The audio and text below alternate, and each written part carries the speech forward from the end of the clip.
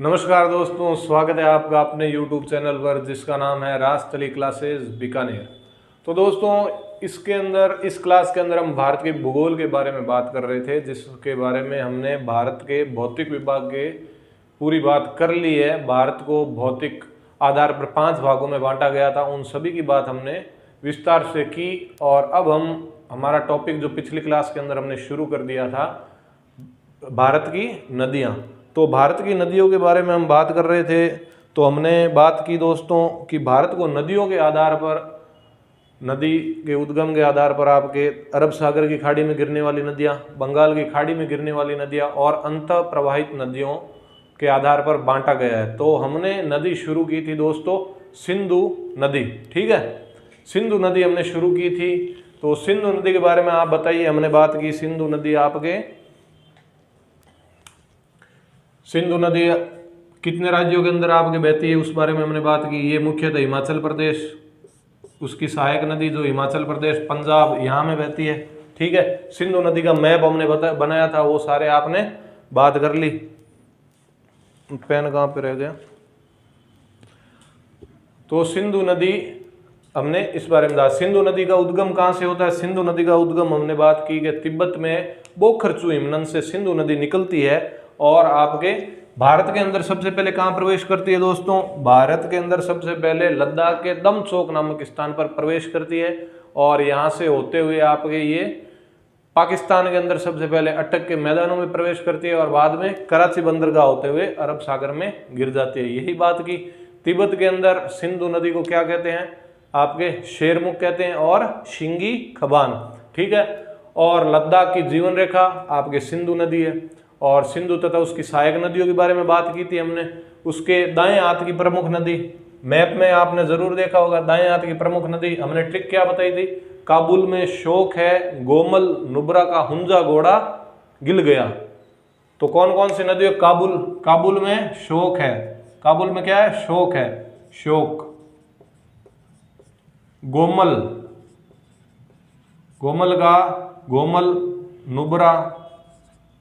नुब्रा का हुंजा घोड़ा गिर गया, गिलगिट। ये दाएं हाथ की प्रमुख नदियां है। बाद में हमने बाएं हाथ की प्रमुख नदियों के बारे में बात की थी। जो हमें मेन तो वही याद रखनी है, ये तो अपने भारत के अंदर बहती नहीं है। काबुल रही, अफगानिस्तान की रह गई आपके हुंजा, गोमल। उसकी हमने मैप के थ्रू समझो। तो यहां से निकलती है सिंधु नदी, ऐसे होते हुए यहाँ कराची बंदरगाह में गिर जाती है, ठीक है। तो दाएं हाथ हो गया ये। और अभी बाएं हाथ की नदियां कौन सी? व्यास जी, रांची, सजे। तो व्यास, जी से झेलम, रा से रावी, ची से चिनाब और स्व से सतलज, ठीक है। ये बात की। तो हमने इन सब के बारे में बात कर ली थी। आज हमें शुरू करनी है कौन सी नदी? झेलम नदी शुरू करते हैं। तो दोस्तों सबसे पहले झेलम नदी के बारे में बात करते हैं। लिखिए आप झेलम नदी, ये सहायक नदी है सिंधु की, ठीक है। तो आप थोड़ा इस प्रकार से लगा लेना।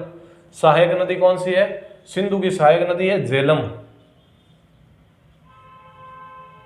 ठीक है। तो यहां नक्शे के थ्रू समझो आप।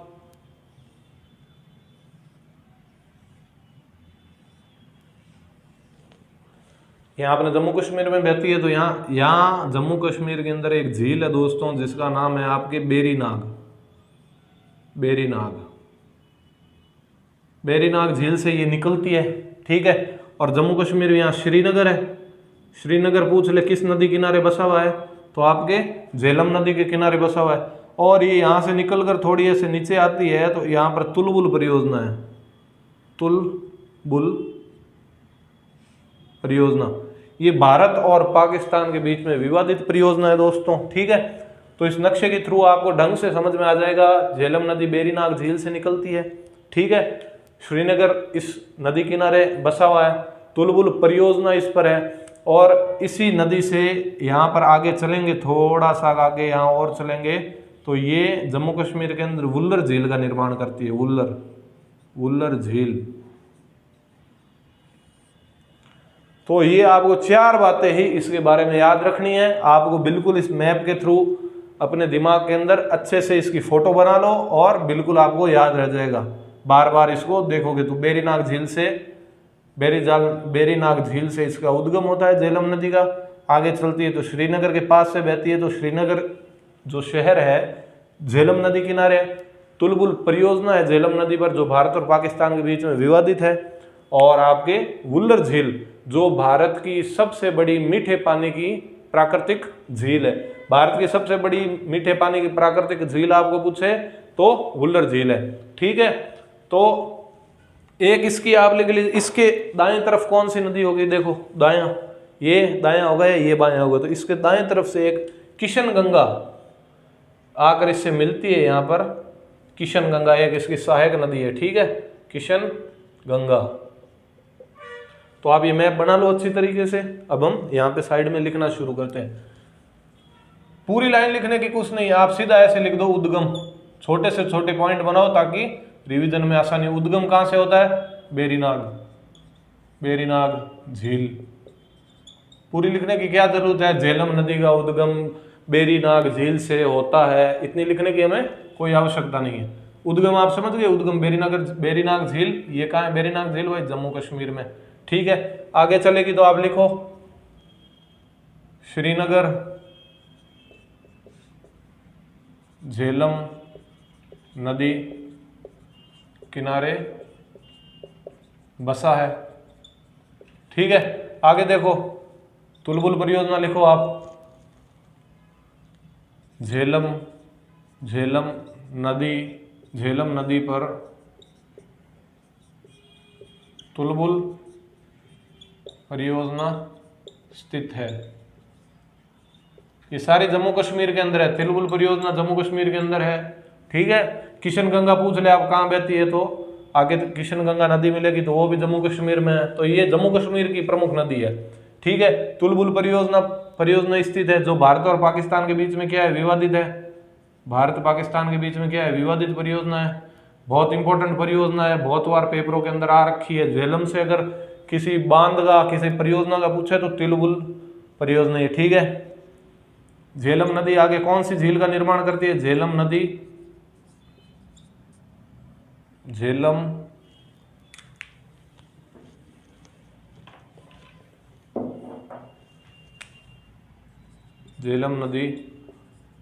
भारत की सबसे बड़ी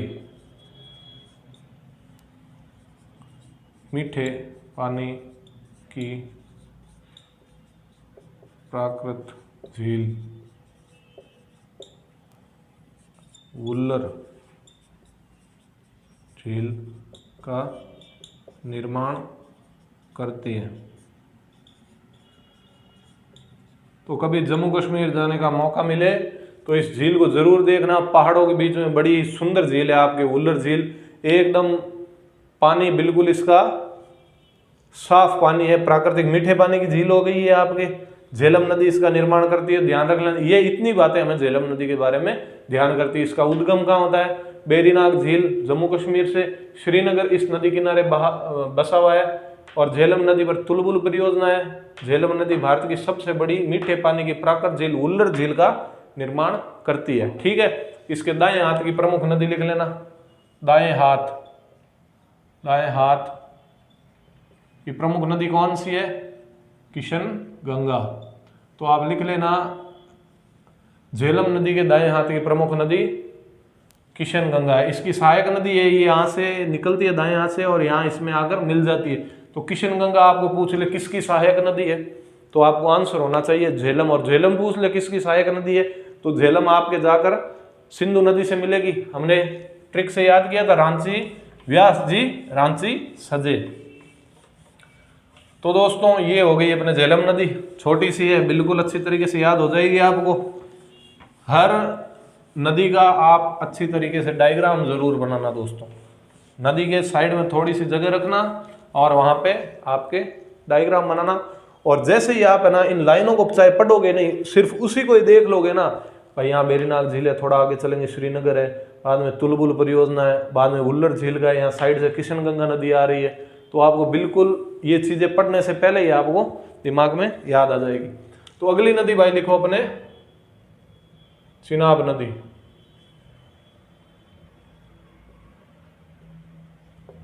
तो चिनाब नदी को भी नक्शे के थ्रू समझते हैं हम।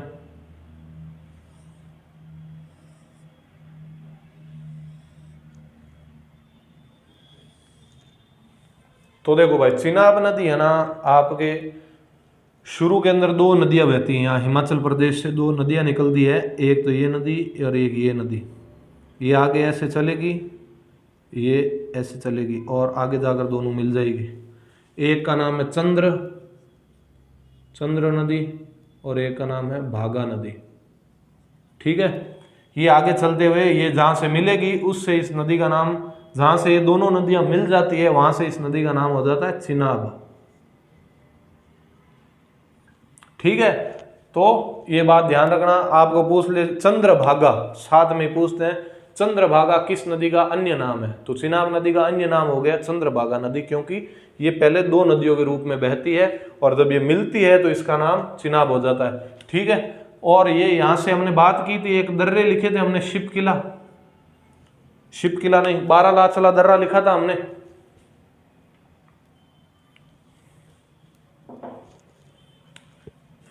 हिमाचल प्रदेश के दर्रे लिखे थे ना हमने, रोशिबा।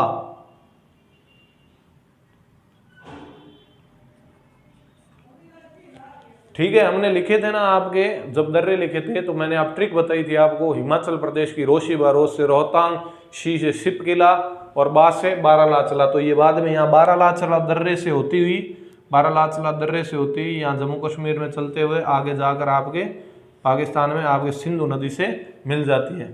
ठीक है, मिठन कोट नामक स्थान पर मिलती है, मिठन कोट। इसकी जो सारी नदियां है ना, ये 5 सहायक नदी आप ध्यान रखें, कौन कौन सी, रावी, व्यास, सतलज, चिनाब, झेलम, ये सारी नदियां इस मिठन कोट नामक स्थान पर आकर ही सिंधु नदी से मिलती है। ये बात मुझे वापस हर बार लिखानी नहीं पड़े, आप सब में ध्यान रख लेना। जो इसकी ये 5 सहायक नदी है प्रमुख, एक हमने द्रास और जास्कर और लिखी थी, उनके बारे में हमें लिखना कुछ नहीं है, आप ध्यान रखना ये भाई सिंधु की सहायक नदी है। ठीक है, तो सारी 500 नदी, रावी, व्यास, सतलज, चिनाब, झेलम, मिठन कोट पाकिस्तान में स्थान है, जंग जिले के अंदर है, पाकिस्तान के अंदर एक जिला है जंग, इस जंग जिले के अंदर एक स्थान आता है आपके मिठन कोट। तो सारी नदियां इसी क्षेत्र के अंदर आकर सिंधु नदी से मिल जाती है। ठीक है, ये चिनाब नदी हो गई। चिनाब नदी एक तो ये क्या है, सबसे बड़ी सहायक नदी है सिंधु की। सिंधु की सबसे बड़ी सहायक नदी आपको पूछ ले तो कौन सी है, आपके चिनाब नदी 1180 किलोमीटर है।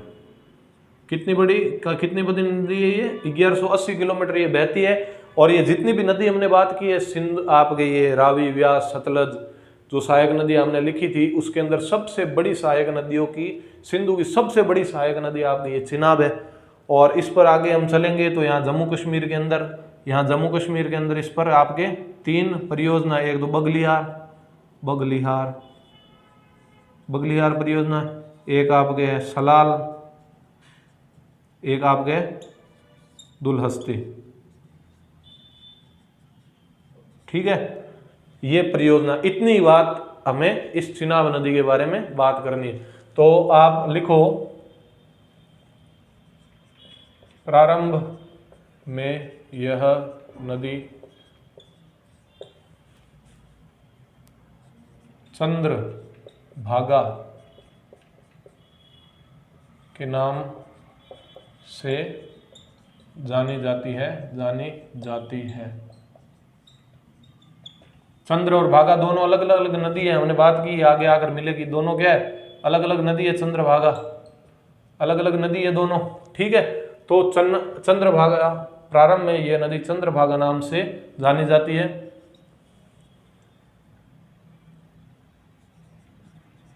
चंद्रभागा नदियों के मिलने पर इनका नाम चिनाब हो जाता है। ठीक है, बाद में ये जहाँ पर मिलती है ये हिमाचल की लाहौल की पहाड़ियों से, हिमाचल आप लिख लेना उद्गम बाद में, ये जहाँ पर ये दोनों नदी मिलती है वो कहाँ मिलती है, हिमाचल प्रदेश की लाहौल की पहाड़ियों, लाहौल की पहाड़ियाँ। तो आपको पूछ ले भाई चिनाब नदी का उद्गम कहाँ से होता है, तो उद्गम आपके हिमाचल प्रदेश की लाहौल की पहाड़ियों से होता है। आगे देखो, लिखो सिंधु की सबसे बड़ी सहायक नदी है, सिंधु की सबसे बड़ी सहायक नदी, सबसे बड़ी सहायक नदी है। ठीक है, आगे हम क्या बात कर रहे हैं, ये आगे हम क्या है, ये मिठनकोट नामक स्थान पर आपके सिंधु नदी से मिल जाती है। इस लाइन को हम आप सभी पांचों जो नदी बताइए, रावी, व्यास, सतलज, झेलम, चिनाब, सब इसी में मिलती है। तो इस बात को आप सभी में लिख लेना, मैं सिर्फ यहां पर लिखा रहा हूं आपको। यह मिठनकोट नामक स्थान पर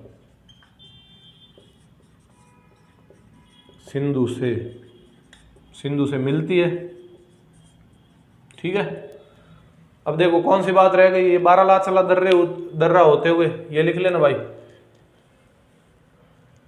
हिमाचल प्रदेश की लाहौल की पहाड़ियों से और 12 लाचला दर्रे होते हुए आपके जम्मू कश्मीर के अंदर प्रवेश करती है और बाद में पंजाब आपके पाकिस्तान में चली जाती है।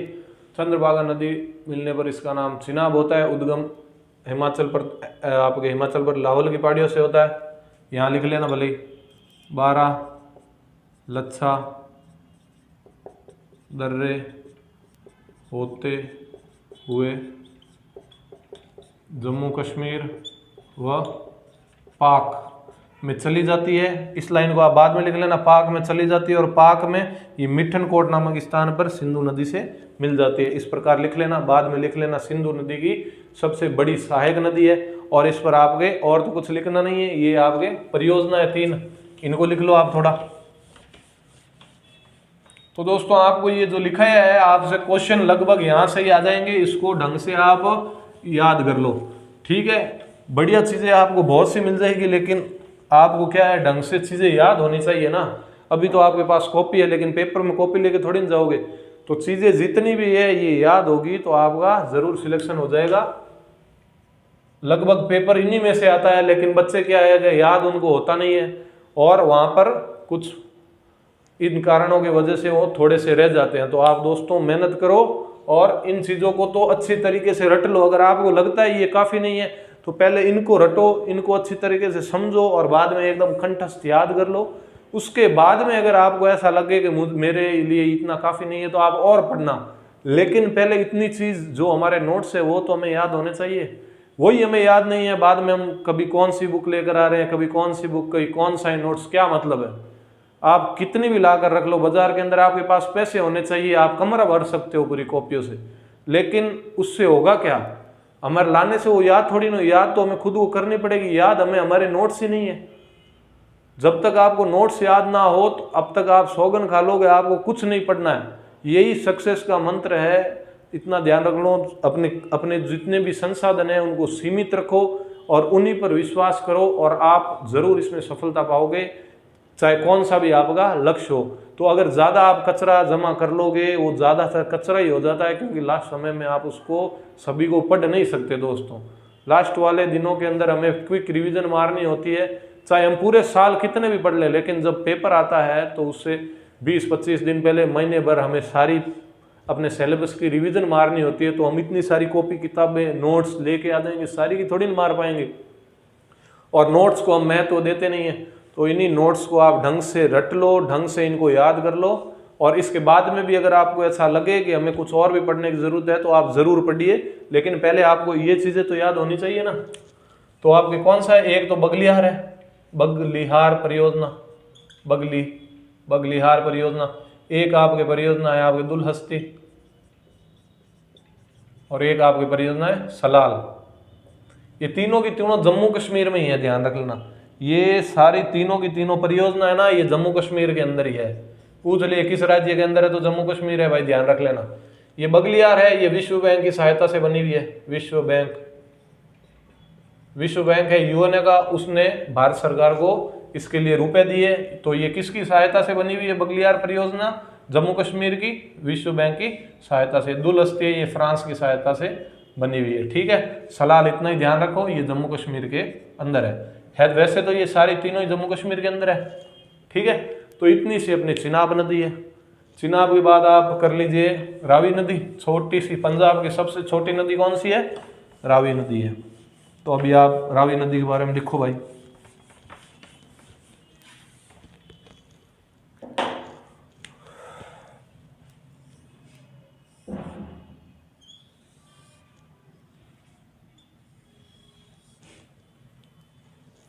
तो रावी नदी है जो आपके हिमाचल प्रदेश में, रोहतांग दर्रा लिखाया था मैंने आपको, रोहतांग दर्रा, रोशीबा, सारी अगर अभी आपको याद नहीं है तो पहले उनको याद करो, बराबर याद। आप ऐसे मत सोचो पहले सारे नोट्स बना लेते हैं बाद में आराम से याद करेंगे, ना तो किसी ने आज तक ऐसा किया है ना होगा।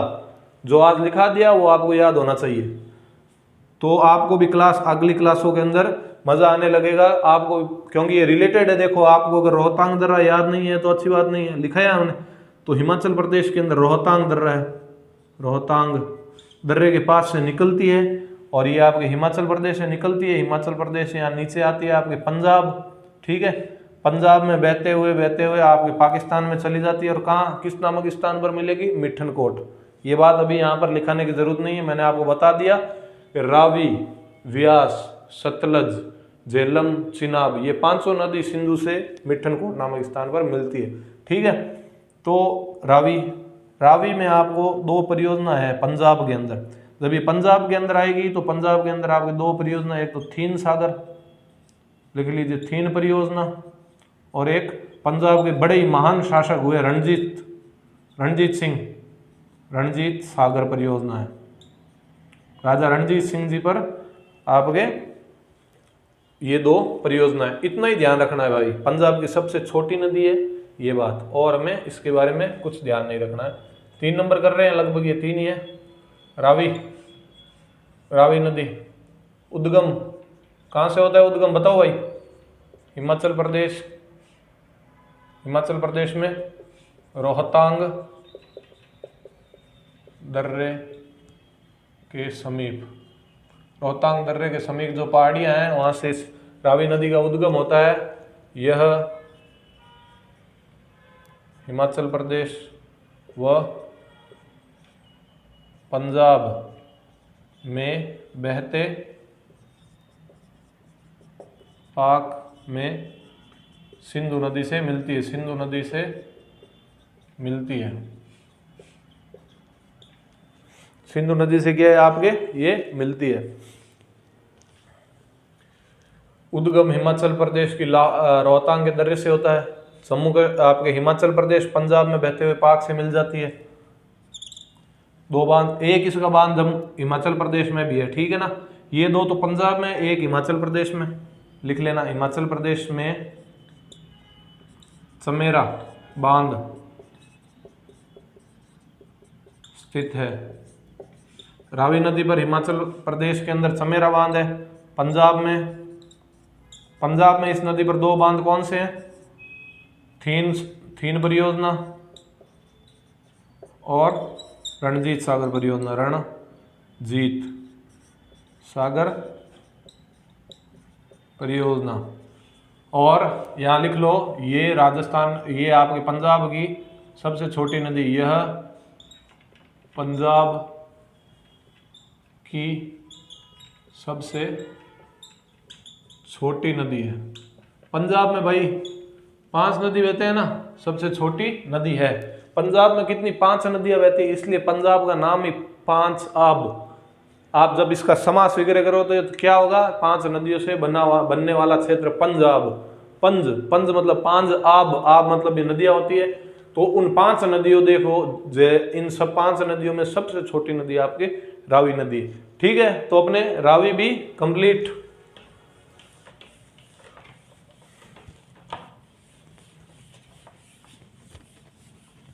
रावी के बारे में इतना ही करना है हमें। रावी बाद में देखो, हमने झेलम के बारे में बात कर ली, चिनाब के बारे में हमने बात कर ली है, और रावी के बारे में हमने बात कर ली है। तो अभी कौन सी एक व्यास और सतलज रही, तो थोड़ी व्यास छोटी है, पहले व्यास कर लेते हैं। व्यास, पहले तो इन सब का प्राचीन नाम लिख लो भाई, एक यहाँ साइड में है ना, प्राचीन नाम लिख लो। चलो, झेलम नदी का प्राचीन नाम क्या है? झेलम नदी का वितस्ता। वितस्ता, वितस्ता का युद्ध हुआ था ना, हाइड्रोपॉली का युद्ध, पोरस, पंजाब के शासक थे पोरस और सिकंदर, सिकंदर के बीच में 326 के अंदर हुआ ना प्रसिद्ध युद्ध। तो ये वितस्ता नदी उस समय झेलम को वितस्ता कहते थे। चिनाब, चिनाब को अकी सनी, अकी सनी, अकी सनी, ठीक है। और रावी को परुशनी, इरावती, दो नाम है रावी के। एक आपके व्यास अभी कर रहे हैं तो व्यास का नाम याद आ गया तो लिखा दिया आपको सारे व्यास। आपके व्यास हो गए थे विपाशा, प्राचीन नाम है व्यास का विपाशा। और अगर सतलज, अभी आगे सतलज करेंगे, सतलज, तो सतलज का प्राचीन नाम है सतुरडी, सतुरडी, ठीक है, सतुरडी। तो ये इनके प्राचीन नाम है, लिख लेना, ठीक है। तो भाई अपने व्यास नदी का लिखो, व्यास नदी।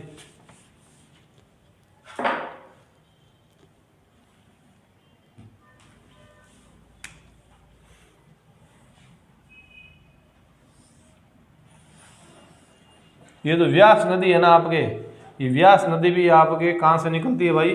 व्यास नदी भी हिमाचल प्रदेश के लाहौल के पास, अरे आपके हिमाचल प्रदेश में आपके कौन सा भी रावी निकलती है? रोहतांग दर्रे के पास, रोहतांग। तो ये रोहतांग दर्रे के पास एक व्यास कुंड नाम का स्थान है, व्यास कुंड, ठीक है। तो इस व्यास कुंड से ही आपके ये व्यास नदी निकलती है और आपके ये हिमाचल प्रदेश में बहते हुए यहाँ पंजाब के अंदर आएगी, ठीक है। पंजाब के अंदर आकर, पंजाब में एक स्थान है कपूरथला, कपूरथला, इस कपूरथला नामक स्थान पर आकर सतलज नदी से मिल जाएगी, ठीक है। और इस सतलज नदी पर व्यास और सतलज नदी के संगम पर आपके हरिके बैराज बांध स्थित है, ठीक है। तो यहाँ सतलज नदी से मिल जाएगी, यहाँ से ये सतलज नदी आएगी, यहाँ पर ये कपूरथला नामक स्थान पर सतलज और व्यास दोनों मिलेगी। और आपके यहाँ पर कौन सा है? हरिके बैराज बांध है, हरिके बैराज बांध है, ठीक है। तो ये आप बना लो और इसके बारे में थोड़ा लिख दें। लिखो भाई, उद्गम रोहतांग दर्रे के समीप व्यास कुंड से, व्यास कुंड से, व्यास कुंड से, ठीक है। यह हिमाचल प्रदेश व पंजाब में बहते, पंजाब के कपूरथला नामक स्थान पर, कपूरथला नामक स्थान पर सतलज से मिल जाती है, सतलज लज से मिल जाती है, सतलज से मिल जाती है आपके। ये हिमाचल प्रदेश पंजाब में बहते, पंजाब के कपूरथला नामक स्थान पर सतलज नदी से मिल जाती है। सतलज व व्यास के संगम पर हरिके बैराज बांध बना है, हरिके बैराज बांध बना है। इस हरिके बैराज से ही आपके क्या है, यहाँ से इंदिरा गांधी नहर है ना, IGNP इंदिरा गांधी नहर परियोजना, ये हरिके बैराज बांध से ही निकाली गई है, ठीक है ना। यहाँ से आपके हरिके बैराज बांध से निकलती है। तो व्यास नदी के बारे में लिखा हमने। अब आप भाई व्यास नदी के बारे में एक तो बांध है व्यास नदी के, वो लिख लीजिए।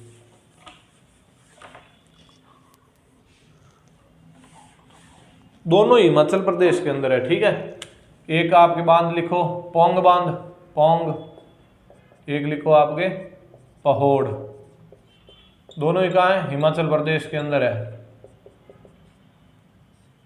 शीतकाल में IGNP को जलापूर्ति, शीतकाल में आईजीएनपी इंदिरा गांधी नहर को पोंग बांध से जल आपूर्ति की जाती है। अभी अपने इंदिरा गांधी नहर अपने बीकानेर से निकलती है, शीतकाल भी है, तो अभी जो इंदिरा गांधी नहर के अंदर जो पानी आ रहा है ना, ये पोंग बांध से आ रहा है। ठीक है, इस बात का आप ध्यान रखना। तो ठीक है दोस्तों, व्यास नदी के बारे में हमने कर लिया। कल सतलज नदी है, बाद में अपन गंगा नदी शुरू करेंगे। तो दोस्तों, अगर वीडियो आपको पसंद आ रही है तो ज़्यादा से ज़्यादा इसको शेयर करते रहिए और अपने चैनल को आगे बढ़ाते रहिए। मिलते हैं अपनी अगली वीडियो में, जिसमें हम बात करेंगे सतलज नदी की और गंगा नदी शुरू करेंगे। ठीक है दोस्तों, धन्यवाद।